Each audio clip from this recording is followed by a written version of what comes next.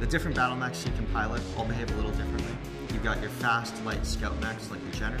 They're really quick, they can get really far, but they can't take quite as much punishment, so you have to be careful when you get hit and what kind of position you put yourself in. There's the larger ones like the Atlas, which is your big, huge weapon build. It's got like one of everything and it's impossible to kill. You got to be really aware of which type of weapons do what during the battle. Energy weapons generate large amounts of heat, and when your mech approaches critical heat levels, it will automatically shut down. When you're shut down, you cannot fire back, you cannot move, you can't do anything until it decides to power back up after cooling off. Now, this is something that you can take care of in either the Mech Lab by adding more heat sinks, or you can take advantage of our weapon groups, so you're not firing your lasers non-stop.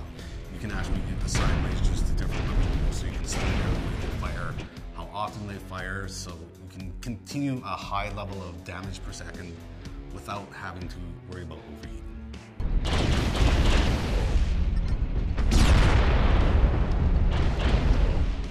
One of the other important things first time you step in the game is you notice you're in the cockpit of this giant walking war machine.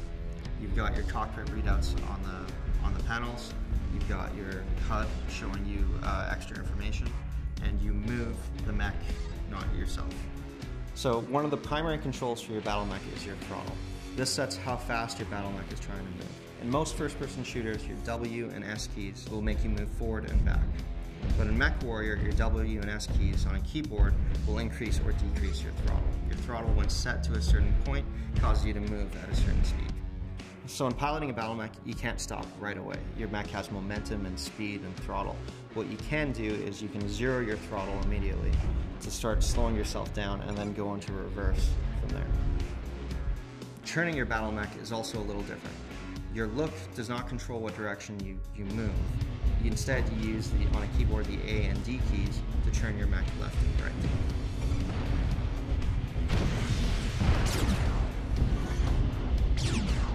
There's a couple advanced pieces of functionality to your battle mech. You can hit the C key to center your torso and regain your orientation at any time. And you can press the X key in order to zero your throttle to rapidly change your direction while playing the game.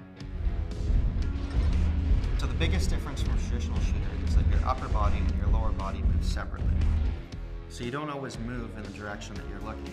It's kind of like piloting a giant walking tank.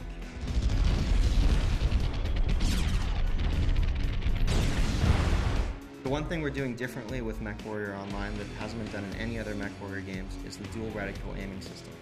What this allows you to do is aim your torso and your arms separately from each other. On the HUD, the circle indicates where your arms are aiming, and the crosshairs indicate where your torso is aiming. The circle moves a lot faster than the crosshairs, letting you basically aim at things before your torso can actually turn to reach them.